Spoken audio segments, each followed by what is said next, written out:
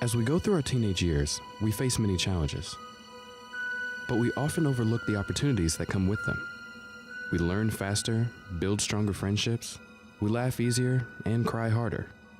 We just feel more deeply than any other time in our lives. And yet, it can be easier to understand the needs of a car than our own needs. For example, before setting out on the road, it's important to think about what shape the car is in. Is there enough gas in the tank? Are the wheels and brakes in good shape? It's also important to think about the road ahead. What's the weather like? How bad will the traffic be? In a sense, we're no different. Anyone can overlook these things, especially when they're in a hurry. But as teens, our impulses can be so strong that it's hard to remember to check ourselves and our surroundings in the same way. Because of the way the brain develops, in our teenage years, our memory, instincts, and emotions are much stronger forces than our ability to make decisions or plan ahead. In the brain, it's the job of the limbic system to evaluate our circumstances and, like a check engine light in a car, warn us when it's not safe to keep going. Basic human needs for food, friendship, and security are based on our instinct to survive, and the limbic system won't give the all clear until those needs are met. Only when they're met can our brains remember and store new information. In other words, we can only learn when it is safe to learn. A teen, troubled by unfulfilled basic needs, can easily be mistaken for someone unwilling or unable to learn, when really, every minute of every day, the brain is asking, am I safe? Do I belong? Am I loved? But what happens when the brain says it's not safe? What if a teenager doesn't have these things?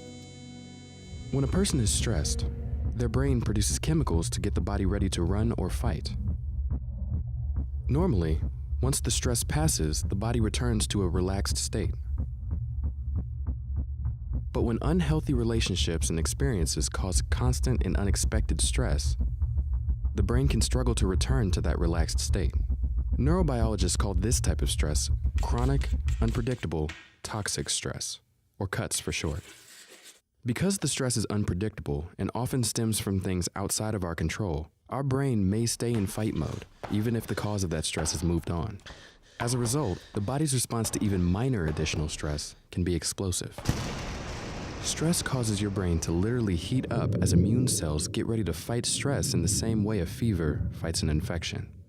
But with CUTS, the constantly fighting immune cells can end up damaging neurons that the brain actually needs. During the teen years, our brains are already pruning unused neurons to operate more efficiently. But when neurons are also being lost to CUTS, we are left with fewer neurons to help us regulate emotions and fewer neurons to help us control our impulses. Restoring these lost neural pathways takes time, but you don't have to do it alone. And sometimes you may need the help of someone you trust, a family member, a therapist, a mentor, or just a close friend. Healing from and preventing toxic stress is possible.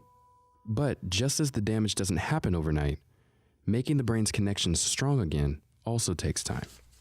The path to a healthier brain won't look the same for everyone, but resetting the stress response is a good first step. We can do this by supporting the mind, body, and even the stomach. Writing, painting, or other means of creative expression can help break the patterns of stressful or negative thoughts that can seem inescapable. Getting active by playing basketball or dancing can help loosen the muscles tensed, ready for that next fight.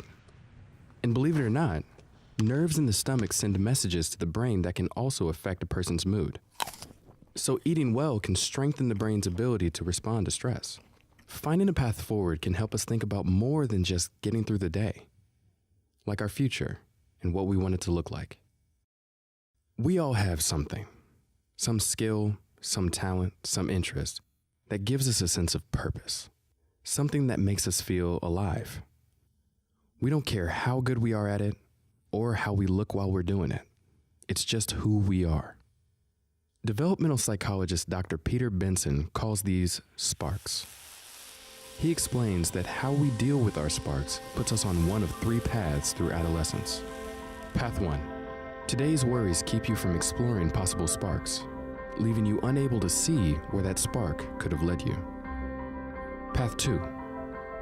You don't feel motivated. Maybe someone else tried to tell you what your spark should be, and that lack of ownership leaves you just going through the motions. Path 3. You know your sparks and are driven to follow them toward a future that you're excited about. That excitement is contagious and can inspire others to follow their own sparks. Likewise, we can look to others for inspiration. No one can tell us what our sparks are, but educators and mentors can create spaces and opportunities where teens don't have to be afraid to fail. Failure is an important part of adolescence. When we fail, we learn. It should be seen and celebrated as a step towards success. As teens, you will learn quicker, grow faster, and feel more deeply than any other time in your lives. There will be times when you feel more anxious, more scared, more frustrated, but there will also be times when you feel more excited, more fearless, and more alive. Adolescence is the most sensitive time for all emotions, not just the bad ones. So this is the time for being curious, daring, vulnerable.